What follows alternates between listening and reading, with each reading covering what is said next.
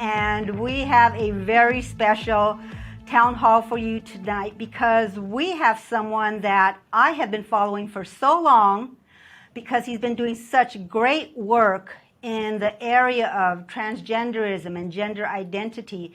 I've been wanting to talk to him for a while, and I'm so blessed that tonight we have Brandon Showalter, an investigative reporter from the Christian Post. So Brandon, thank you so much for being with me tonight. I'm just so excited because you know that I follow you because I always comment on your post or whatever you're saying.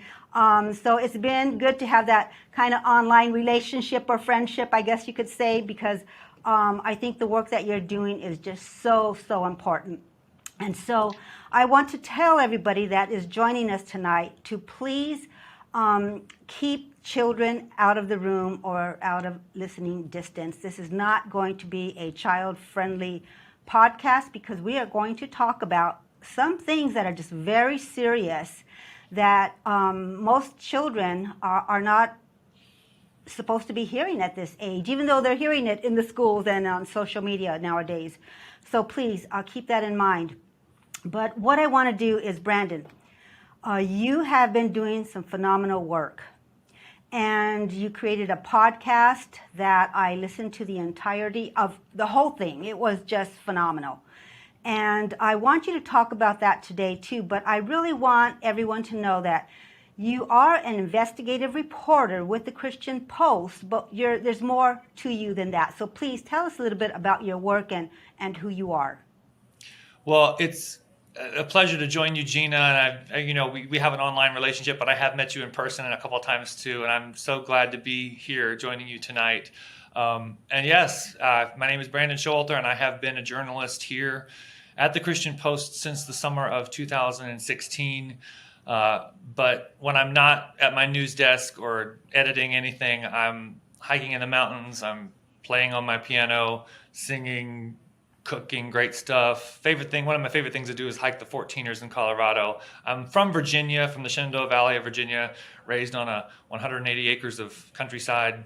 So I'm a son of the Shenandoah Valley, but now I'm here in Washington, D.C. doing the journalism thing, and no one is more surprised about that than I am. Just finished a master's degree at the Catholic University of America. I'm not a Catholic, but that's where I went to graduate school. I graduated in May of 2022. And so I'm just on the gender beat. I fell down this rabbit hole soon after I got started in journalism, and I'm actually joining you here today from the Heritage Foundation, where I'm at some meetings and just listened to detransitioner Chloe Cole, who was transitioned at a very young age, and she was hurried down this pathway. There was a public event, cut her breasts off at 15, and so it's been a dizzying kind of day and just very upsetting to hear about how that happened. But it was 6 years ago here at Heritage where I really put two and two together, and all that I had been reading and researching up until that point, the weight of what has been going on really sank in. And as I like to say, something inside me snapped when I learned what blockers were and how they were putting kids on hormones and then fast tracking them to surgeries and all that. So it's been 6 years, but I don't regret a minute of it, of all the blood, sweat, and tears, all the horrible things that I've seen, because I firmly believe that the truth must be told. And so it's been a journey of telling the truth for the last 6 years on one of the touchiest issues in the world. Yeah, and most media will not cover this issue. Oh, or they'll not cover it. Or they will deceive about it, or they'll lie about it. Absolutely. And so the truth isn't out there, so that's why I so admire the work that you've been doing. So you're one of many people who are out there a handful of people who are trying to get the truth out about what is actually happening to our young people, to our children even nowadays. And so that's kind of what I want to cover.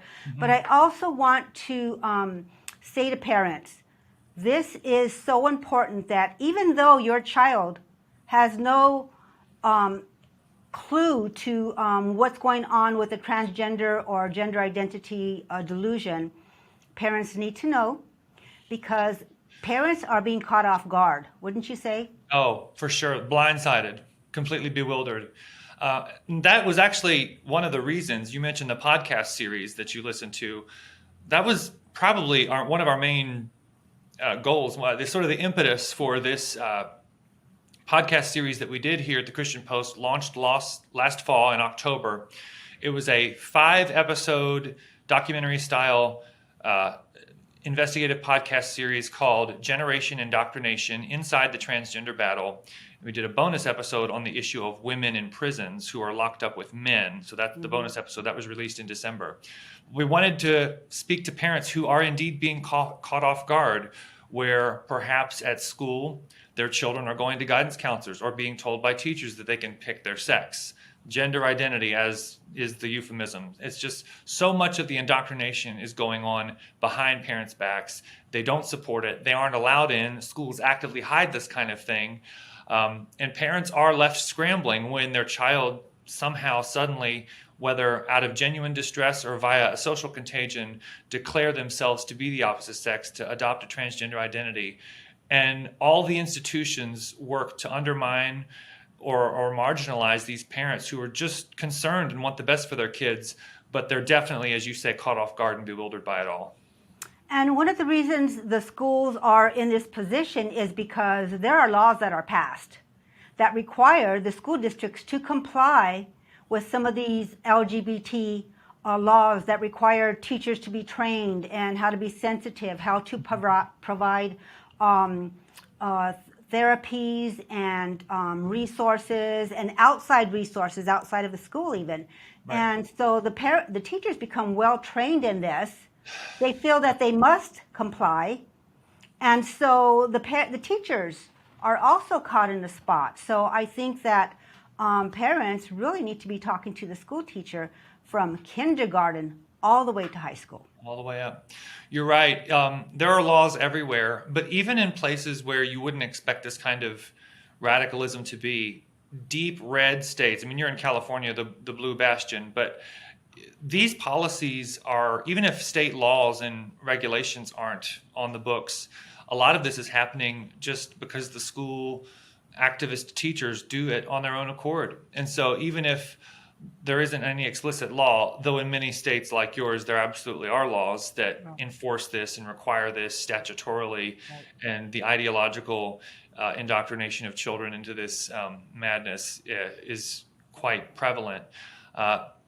You'd be surprised that the way the activists are operating, they're doing so even in places where it violates the law, but they're doing it in a very sneaky and stealthy way of their own volition. Yeah, so not only is it the teachers that are the activists sometimes, but the whole thing that we're learning now about the public school libraries. Oh, yeah. And the pornography that is in the school library is just unimaginable that somebody would even think it's okay to do something like this. And there are people who are actively trying to work and get the books out of the libraries where you think that your child should be safe. Yeah. And what we're finding... it's such a perverse place to corrupt children because, and I sometimes wonder what is the wokest sort of association of professionals. I think the American Library Association is probably right up there in the top 3 or 4. I mean, it's just the radical, horrible, and yes, pornographic content that's being, pumped into places where children are supposed to cultivate a love of reading and learning is now this place where there are books where I think of a couple of them that are famous, where you see pictures of children performing sex acts on adults. And it's just, who on earth thought that this was a good idea to put this in front of children and exploit their brains that are still forming and introduce them and break down their boundaries? Again, and of course we know about Drag Queen Story Hour, which takes place in libraries as well, and that's all part of this whole process of indoctrination. But there's no sacred space anymore. There's no place where you would expect it to have some sort of innocent vibe to it. Nope. Everything has just been corroded by this truly perverse ideology that just ruptures the innocence of children. We should care about that as a society. I'm astonished at some of the things that I see, and God bless all the parents who are raising the alarm and trying to get this trash out from under the sight. It's a very human, normal thing to care about, and we shouldn't even have to, but we must in this hour. Well, and not only is it the parents who care about this and are raising the alarm, but the parents that are into this. I did go to one of the library story hours in Santa Ana, California, mostly Hispanic community, and I watched as parents walked in with their very young children, and the drag queen proceeded to tell the story. And I was astonished. I looked at the parents that were walking in, and I just couldn't understand where they're coming from, why they think this is okay, because the drag queens, they're monstrous looking, perverse, Yeah. and exposing their child to something like this at these very young ages is just so shocking. And a lot of the times, not only are the parents caught off guard, but they are participating in it. Like the young boy from Texas, I forgot his name, James. Is his name James James? Younger. Yeah. James Younger. Can you tell that story about James? Because that's Chloe's story, Abigail Martinez's daughter Yaley's story, There's but so many James stories. Younger. Yes, tell the story of James Younger. Ooh. Well, the Younger case is probably one of the most painful cases. A few years ago now, it actually made international headlines, but the basics of it, and I would encourage everyone to go read, sort of look this up and sort of get the full version, because the details are quite horrifying. As a couple down in Texas, the mother began transing the boy. It's twin boys, but he trying to turn one of them into a girl, which is physically impossible. Started cross-dressing him and calling him by a girl name over the objections of the father. There was a messy divorce, and then a court battle that's now been, I think the twins are 9 or 10 now. So this process started when I think the children were 3. And so it's been this protracted legal fight, and the family courts, all sorts of horrifying twists and turns. But a few years ago, everything sort of blew up. I think it was the fall of 2019, where the custody arrangement was such that it was 50-50 joint, and the judge upheld the joint custody. But then it was transferred to another district in Texas, where basically the judge was a radical, activist for the transgender lobby, and completely hamstrung the father, who was trying to prevent the chemical castration of his son James. But since that time, California has passed a law that has created what has been called and is a trans sanctuary state, where, because Texas has some kind of, it's hard, I mean, this kind of medical experimentation is going on nationwide, but the Dallas clinic where the little boy was being seen has since closed, and they're still operating there, but there's been some pushback in Texas, and so it is more of a complicated ordeal to try and do this there than it is in the wild, wild west of California. But with this new law that California passed very recently, I think it was signed into law in September, late September, I believe. Yeah, this past year. Senate SB 107, I think. 107, yes. 107. Mm-hmm. That has created a safe haven for parents from out of state to bring their children to undergo this chemical and surgical transing, and they can't enforce various sort of court orders from other states. They have sort of formed this protection racket around those who wish to do this to their children, or to minors who get away. I mean, I remember reading the law, and it was just so horrifying, and I don't think I even saw the very final version that was eventually signed, but it really undermines people from out of state. If you think you're just going to escape California crazy laws because you live in a red state, nope. Now they've made it such that if you can get to California, you can still do grave harm, and other states are hamstrung from really trying to intervene. And this will probably be seen court battles about this. But the mother has taken these twin boys, and so she's somewhere in, I think, Los Angeles County, and I don't know where they are, but the Texas Supreme Court recently denied the father's claim, and it was such a, I think he filed, it was a mandamus that was turned down, and so it's still a fight ongoing. I know the father, and I know he will continue to fight for his son, but it is an absolute nightmare what has gone on. I mean, he never could have conceived this. No one could have. The things that I've seen, it's just hard to even believe that some of this is real. And if I wasn't at the news desk doing journalistic work on this, I'm not even sure I would believe it, Gina.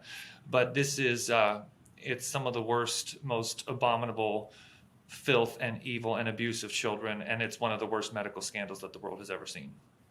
Are the parents required to have any type of psychological evaluation? The mother, is she required to have any kind of therapy or I don't discover know what what the laws are common on is? I've that. never heard that. Yeah, with parents, I don't know about that. There are some interesting studies out there about what they call Munchausen's by proxy syndrome, Right. but the psychiatric literature doesn't use that phrase anymore. They're called factitious disorders. I saw a review from I think 2017. It was a review of a lot of the studies on this from the Journal of Child Abuse and Neglect, and it was measuring. I think they surveyed 750 or so cases of medical abuse of children, and 97.6% of the cases were as the mother abusing the child, not the father. With medical abuse of children, it's the moms, the munchy moms, as it goes. I don't know much about sort of what counseling is required for the parents, but increasingly what we are seeing in certain states, Planned Parenthood is in on this gender Absolutely. medicine, and you can get testosterone via a telehealth call in 30 minutes with no psychological evaluation.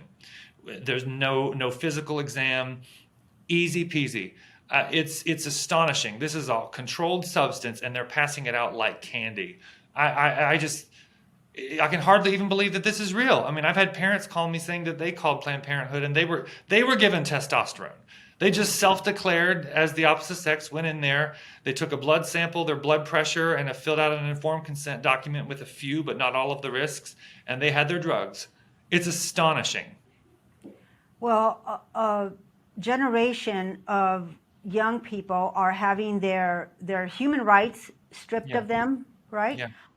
Their bodily rights to function as a normal human being, because some of these children will grow up like Chloe and like others and never be able to reproduce or nurse their child. Yes. Or father a child.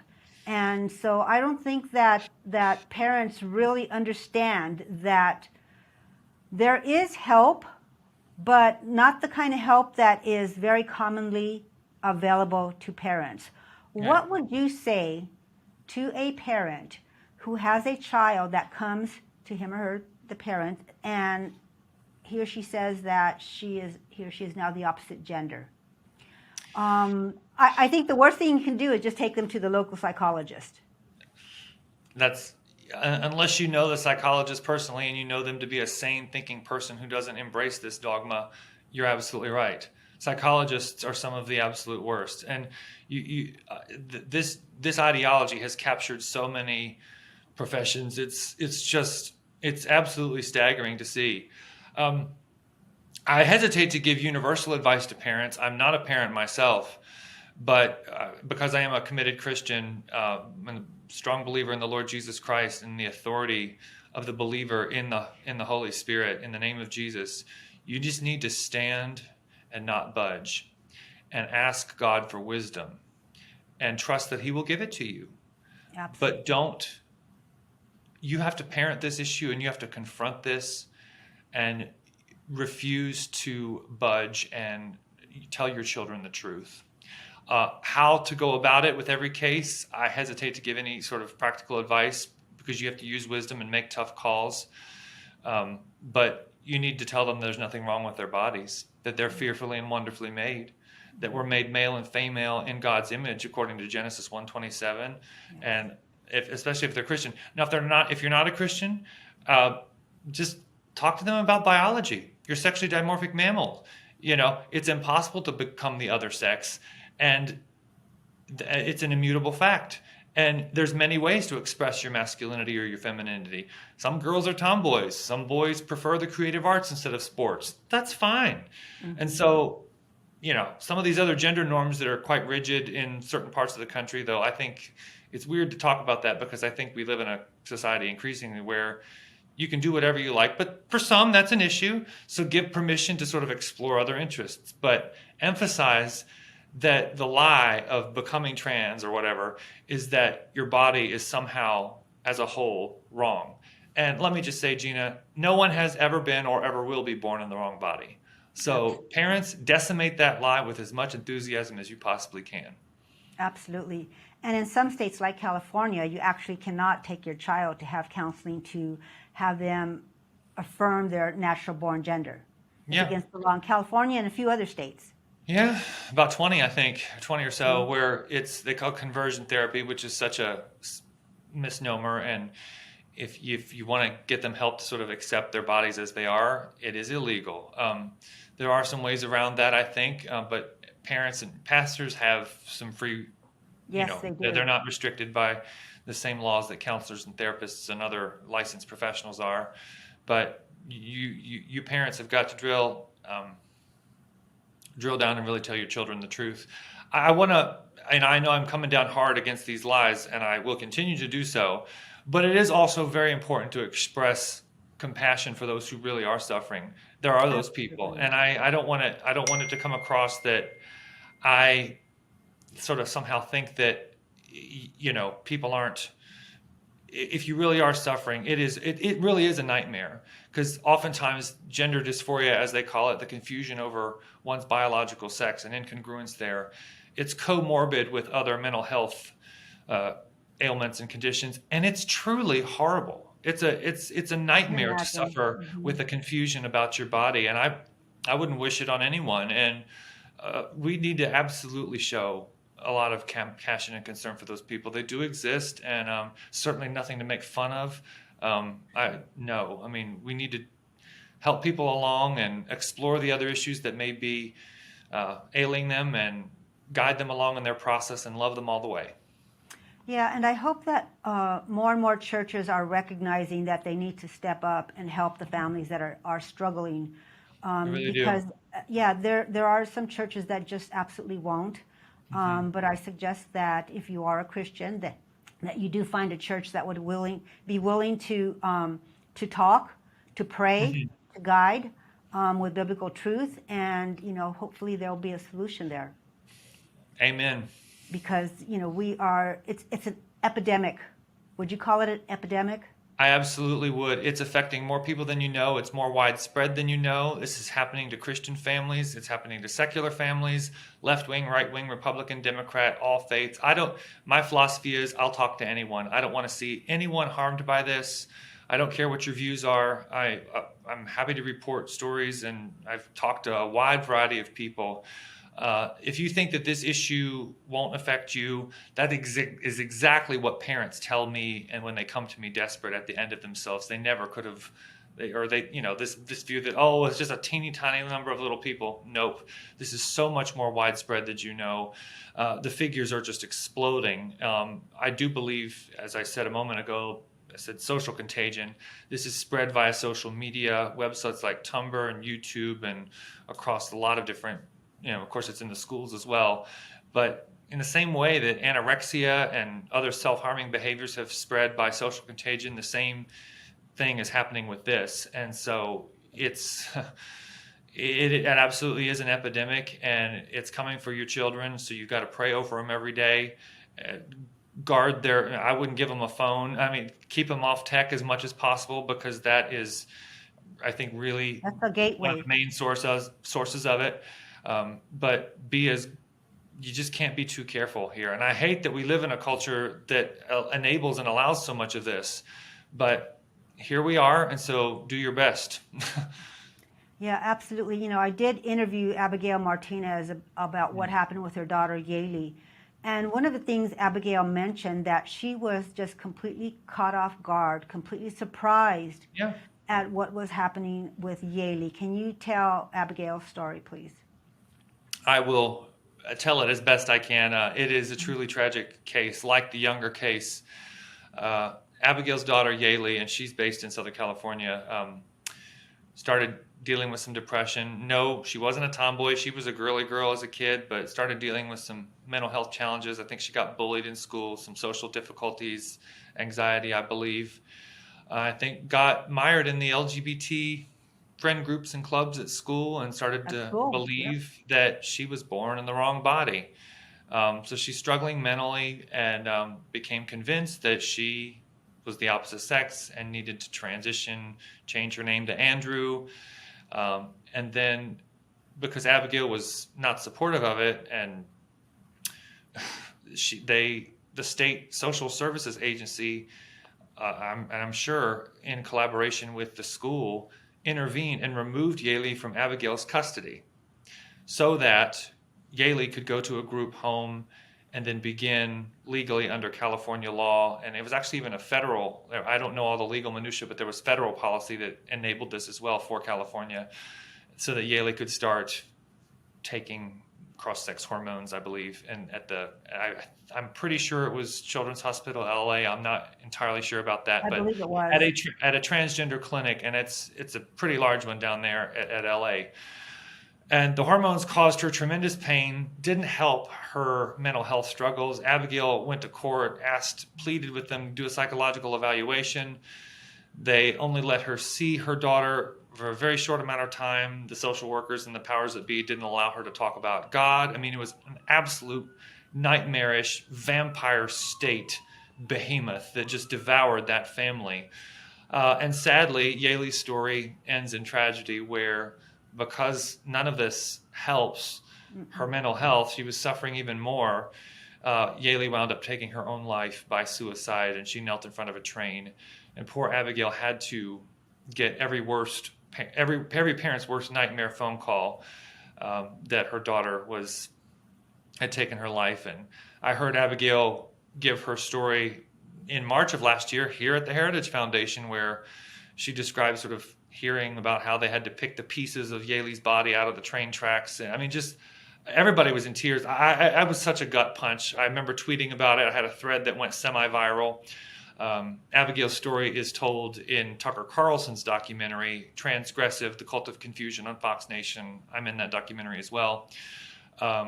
It's one of the most horrific and saddest stories that I've ever heard. What happened to her, it's just the unbelievable loss and searing pain. I wouldn't wish it on my worst enemy. It's absolutely horrific. Yeah, another parent caught off guard, and it was the school that played a role in the very beginning. Yes. Of helping Yaley identify as a boy, and then social services were brought in. But Abigail trusted the school system and the psychologist to help her with her daughter, and they were actually working against her. Completely. And that's the same really old story. I hear that time and time again. Parents are completely undermined and manipulated and marginalized. It's awful. By the people who hold themselves out as professionals. Absolutely. I just listened to the Chloe Cole interview that Jordan Peterson did, and it was a more in-depth interview. And the same thing with Chloe. Now that she's a grown woman and has transitioned back to her natural-born gender, Chloe is leading a fight to raise awareness about what's going on with the young people and how they're being fooled, right. They're being lied to, and she is actually suing. Is it Kaiser? I believe she's suing Kaiser. Yes. And she has an attorney, and she's doing what she can to get the word out about this. And she is, what, 19, 18, 19? I think she's 18. And so brave. Just heard her speak an hour ago, literally. Yeah, she has been so brave. And I am just amazed that someone that young is probably really going to make a difference, I think, to help stop some of this, like you will make a difference. I hope so as well. But let me say to you, Gina, I don't think anyone should have to. It's so unfortunate that this has to be her life now. But she is stepping up to the challenge, and I asked her. I actually asked her during Q&A. What are you hearing now from other detransitioners and others? And she said a bunch of things, but like they're getting younger and younger. And so what I think is unique about Chloe is that she has become the face of those in America who were transed as minors. There are a lot of people who have detransitioned, but they took hormones and got their breasts cut off when they were 18 or above. And so they may feel bad for them, but they were legal adults when they did it. I still think it's unethical, but there are those who have come forward that did a lot of this in their very late teens or early 20s, that kind of thing. Chloe was put on blockers and then hormones, I think at 12 or 13 and then Yeah. had her breast cut off at 15 and regretted it at 16. So she was on the younger end of things. And so to hear from someone like that is truly astonishing, and it's an important perspective to consider. But I think we're going to be sadly hearing from more and more of people like her come forward in the next few years. And as I've often said, I'm going to be among the few that is not shocked by the scope of how many. I mean, we're going to see a wave of people who were damaged and harmed irreversibly by all of this, and it's going to be a national stain in history that politicians ever supported this. I don't think any politician, regardless of their political affiliation, whether they're a Democrat and they were pushing this, or they were a Republican and they didn't do anything to fight it, they shouldn't be allowed to live this down, because it's an atrocity what's happening. I mean, we're feeding children into a nightmarish medical experiment. And it's just so amazing how the media has promoted and endorsed and just pushed this idea that Terrible. transitioning or being confused about your gender is such a wonderful thing. And that if you're not Yes. accepting, that you're the one that's the bigot. Right. And so now it seems to be that the conservative Christian community seems to be the target. And they want to silence us, right? Yeah. Is that what you're We're saying? kind of used to that. Yeah, it's been going on, and it's intensifying. Yeah. And we really don't have the platforms that the other side does. Now we have Twitter, right, with what Elon's done with Twitter. Yeah. But for the most part, we are being silenced. And I mean, it started many years ago here in California, where not only did they tried to silence us, but the people who are on the side of promoting this, like some of the legislators in California who have written some truly horrible bills for people that follow legislation, every year it seems to get worse. Yeah. I mean, I thought last year was horrible. Yeah.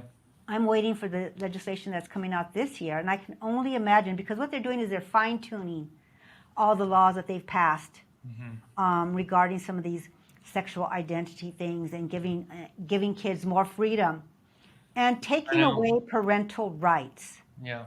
That is just so frightening to me. That's one of the biggest things I fear. Yes. Is just out and out losing all of our rights, and we're seeing that. We are. I've said before, it's kind of a pithy little phrase, but I've often said that there's a three-part, trifold goal of trans activism, and that's the 3 C's. You capture the mind, chemically castrate and cut the body, and crush the family.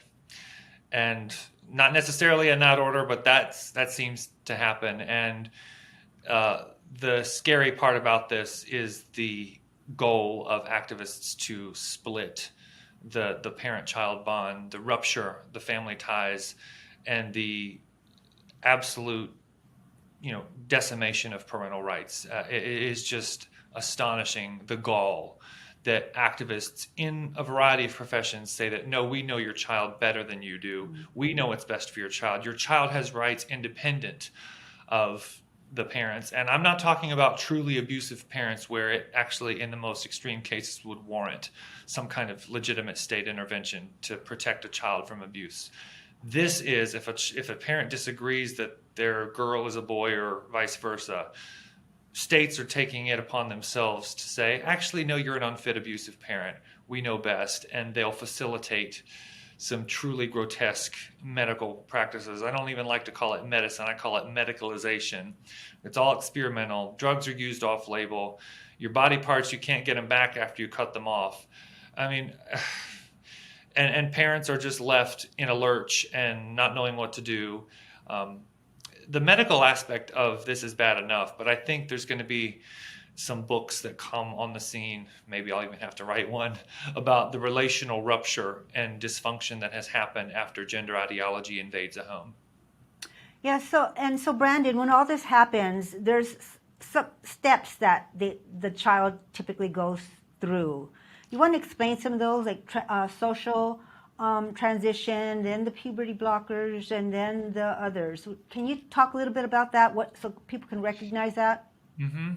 I sort of said this in the Tucker Carlson documentary on Fox Nation that I participated in, but it's all part of a prescribed pathway. Functionally, sort of our schools are kind of more of ground zero of this medical scandal than even the clinics and the hospitals themselves, because the schools are where a lot of the indoctrination, and on social media and tech, a lot of that happens and is celebrated at school. Children become convinced that they are something other than their biological sex, and in order to become their true selves, as the lingo goes, they must then embark upon a pathway of drugs and surgeries to then become this new person. All of it's a lie, and all of it's, again, a medical experiment. But if this happens to a child who is prepubescent and the parents are intimidated into going along with this, or depending on the state, even minors can access some of these drugs. I've never heard of someone getting puberty blockers as a minor, because that's before puberty, so you've got to be very young. But a child will be put on a blocker, which then halts normal puberty to stop the normal development of one's secondary sex characteristics. That, one of the most famous one is Lupron, which they use for like precocious puberty, which is an abnormal sort of the onset of puberty happens too early. They'll delay that until it's a proper age, and that's actually. These drugs are pretty harsh, but that's a legitimate medical use of that drug. But in this context, it's being used to halt normal puberty, which puberty is not a disease.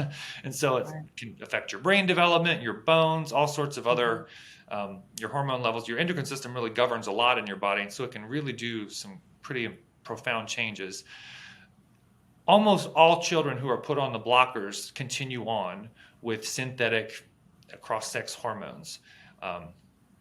And so girls will receive testosterone, boys will receive estrogen, spironolactone. It kind of depends on every case, just how they give the drug regimen, different dosages and whatnot.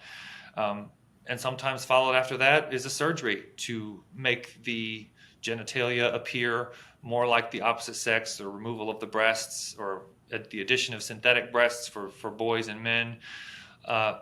Breast surgeries, sometimes they're done even if you're not on hormones. They can just cut the breasts off. That's very typical now for teen girls. Teen girls are the primary demographic here, the predominant demographic. What was known as gender dysphoria is a vanishingly rare condition seen almost exclusively in young boys. Now it's just via social contagion. Again, it's skyrocketing among teen girls. The Watershed book that was written in 2020 was Irreversible Damage, The Transgender Craze Seducing Our Daughters by Abigail Schreier. That's sort of where a lot of this is happening. The older men who undergo these sex, transformations, that was kind of what people associated with, people down in Mardi Gras, cross-dressing, the kind of paraphilia type stuff.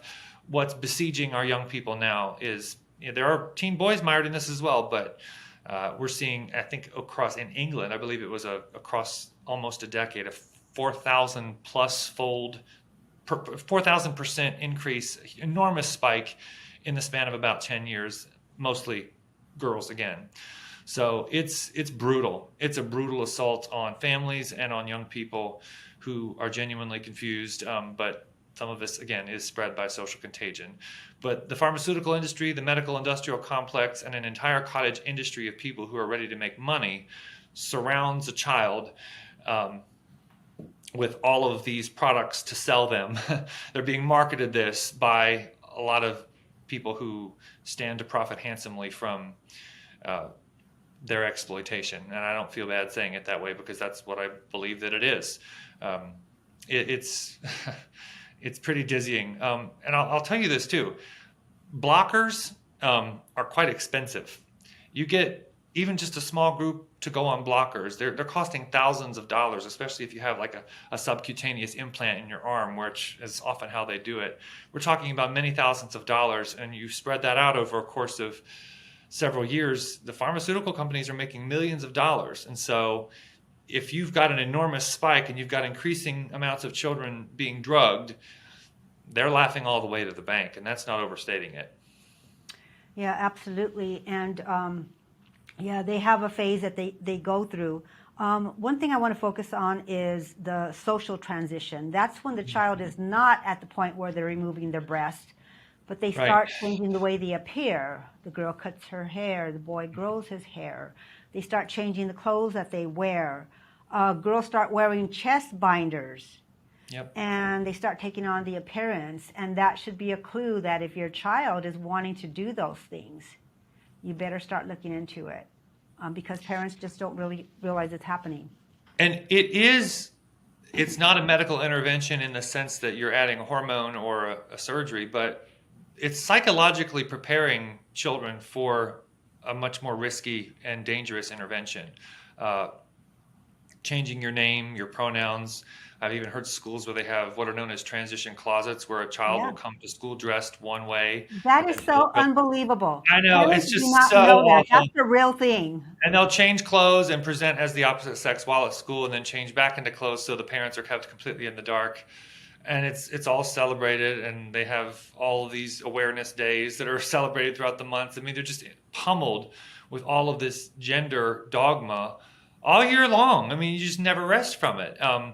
The schools will, operate behind parents' back and keep it secret. They have gender support plans, as they're called, where social workers and guidance counselors collaborate together to change the identity of a child while they were at school, and even correspond with school staff on one set of documents within the school, and on another set of documents deceive the parents that they're calling them by their original actual given name on another set of documents. And so the deception is just rampant around this. But then it also sort of reinforces it within the social environment of the school, where students and teachers and staff all sort of participate in it. So there's tremendous confusion that then surrounds a child who may indeed be suffering, but parents are kept out. And so, but then there are those cases too where the parents are also part of it too, where they help facilitate it all and call by a different name, pronouns, different kinds of clothes, stereotypes, other things that are, they do different things to try and make it seem like they really are the opposite sex. Activities that are usually more typically practiced by one sex than the other. And the obnoxious thing about it is that I think transgenderism is a reinforcement of some of the old regressive stereotypes that a lot of people have fought against, except it's just sort of flipped around on its head. So what if a boy likes the arts, and that's a great thing. I celebrate that. Mm-hmm. Well, you see these people that say, well, I like this, this activity, so that makes me a girl, or I wear these kinds of clothes, so that makes me a boy, or whatever. Like, no. Maybe you're just not a particularly gender conforming kind of person. Okay, you're still the same sex you have always have been and always will be. Yeah, absolutely. And I'm sure there's plenty of parents and grandparents who are listening right now, and they're saying to themselves, that's not my child or my grandchild. Yeah, I would check. Do they know, right? You cannot be too careful. You got to watch like a hawk. This is getting into the most unlikely people. I'll say another thing too about the social transitioning that makes this that much more complicated is that, again, especially in schools in very liberal areas, the ideological indoctrination that is happening, and I think it actually goes alongside with what they call social and emotional learning, where their boundaries are broken down, and so they're then become so easy to accept over, obvious lies like men can be women, or some women can have a penis, or whatever. Their psychological categories for processing information are so interrupted that they can then swallow lies, and so that's not exactly social transitioning, but the brainwashing that happens into this insanity very much factors into this, to the point where I have gotten phone calls where mothers tell me that their sons who got mired into this, for example, these boys actually believe that they can change their genetic code, their DNA, their sex chromosomes with synthetic hormones. They believe that can somehow change. They can change their genes with testosterone or estrogen. That's how deep the indoctrination goes, where it's just not true. Nothing can change your DNA. It's stamped on the nucleus of every single cell. Well, I hadn't heard that one. Yeah. Every day I think, how can this get worse, or what crazy thing will I hear today? They always manage to blow me away with it's both idiotic and stupid and really evil. And that's just the combination of the absurdity of all this combined with how malevolent and insidious and awful this is. It's pretty staggering. People just refuse to be grounded in realism. What's Yeah, real? What's yeah, true? No, for sure. there's people in denial. So Brandon, There's an atheist evolutionary biologist that I actually have met and know now, and he has called this reality's last stand. I wow, totally agree with that. true, very true. So Brandon, how can our viewers get a hold of your podcast? Well, it's available on all podcast platforms, and we're quite proud of it at the Christian Post. It was very successful. Please keep listening to it and sharing it. Spotify, wherever you get your podcast. It's called Generation Indoctrination. 5 episodes, and it focuses mostly on schools and the medical field and some of the laws and policies that surround this issue as it pertains to children, what's happening to them, ideologically, and the medical harm. We do feature the testimony of a detransitioner in the 5th episode. As I also mentioned, we did a bonus episode because we wanted to highlight the voices of another vulnerable community, women in prison in California. You actually have a state law that enables males who claim to be women to transfer into women's correctional facilities. And so we did a bonus episode. Even though it's not related to children in the School of Medicine, it's still very much germane to this topic. They're giving testosterone to the female inmates now too. So there's a medical scandal going on within the prison clinics. But that's available on the Christian Post website and on all podcast platforms. I do recommend that people check that out. If I may, I'll also just say all of our print journalism on these issues, and we continue to cover it both on our op-ed page and in news, is at christianpost.com. And I was most recently in a documentary film called Dead Name, which by filmmaker Taylor Reese, and it profiles 3 families that have been upended by this ideology. They all have very unique, horrible stories that are very, very moving, but they are all so similar. The dynamics that surround a family when this kind of thing comes on the scene is quite something. It's 50 minutes. I was honored to be a contributor in it. It's available now on Vimeo. It's called Dead Name, 2 words. If you don't know what Dead Name is, that's like when someone who claims to be trans and adopts a new name, the name that their parents gave them in transgender speak, that's their dead name.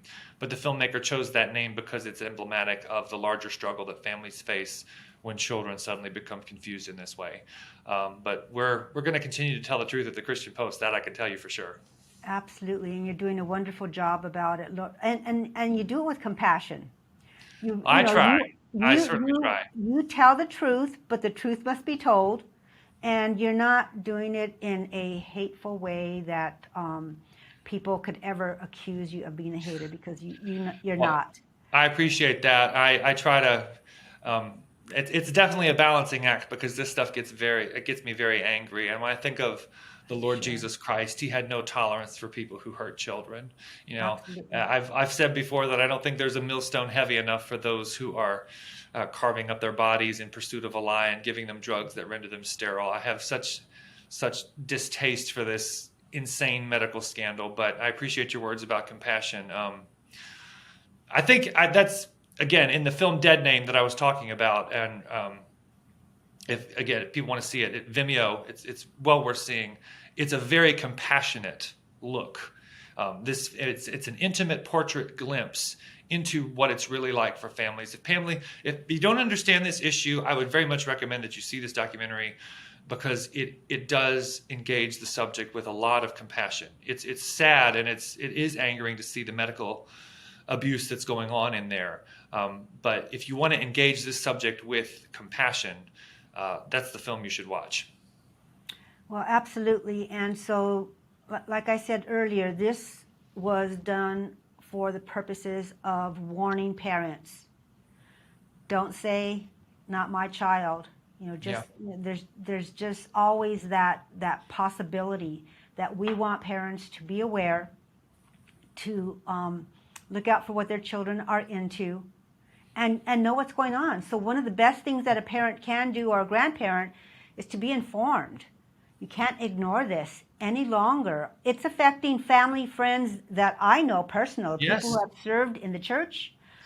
friends from church that I really maybe don't even know well sometimes, but they're coming to the church Yes. because they are struggling with this. So just because you're a Christian and raising your child in the church does not mean that your family is exempt from Affecting this. so many. Yeah, And if, absolutely. on that note, Gina, if there's anyone who's watching or listening to this, and that is, she's describing what you're going through, feel free to reach out to me. And as Gina was also saying about educating yourself, I've got a document of resources that I put together. I've gotten so many phone calls from parents who are exactly in what you're describing, Gina.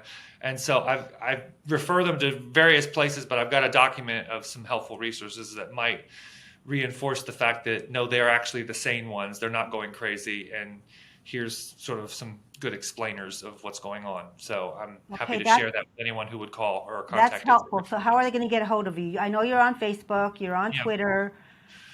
Where? Well, if you go on Christian Post, and you see reach out to Brandon. If you go to the bottom of my articles, reach out to Brandon, contact Brandon here, or you just email us at the Christian Post, and I'm going to be releasing an ebook later this month, which is going to be aimed at pastors and youth leaders. So that's coming too. A lot on the horizon. Wonderful. I was going to ask you, when's the book coming out?